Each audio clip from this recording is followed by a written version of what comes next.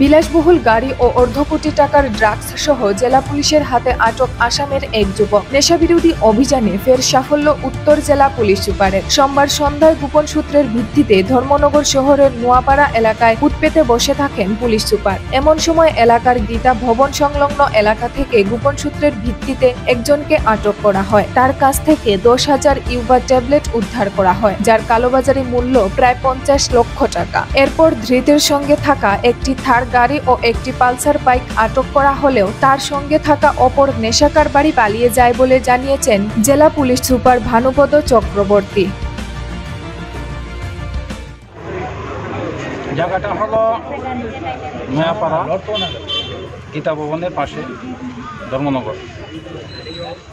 যাকে আটক করা হয়েছে তার নাম জবরুল হক, বাড়ি হাসিমগঞ্জ পাতারকান্দি। যে মালগুলি সে ধরে আছে সেই হলো ইয়াবা ট্যাবলেট, টোটাল 10,000 ইয়াবা ট্যাবলেট পাওয়া গেছে। একটা থর গাড়ি এবং একটা পালসার বাইক সিজ করা হয়েছে। ধর্মনগর থানাতে একটা এনডিপিএস কেস রেজিস্ট্রেশন করা হয়েছে এবং ইনভেস্টিগেশন চলছে। কতটা মাল ধরা হয়েছে?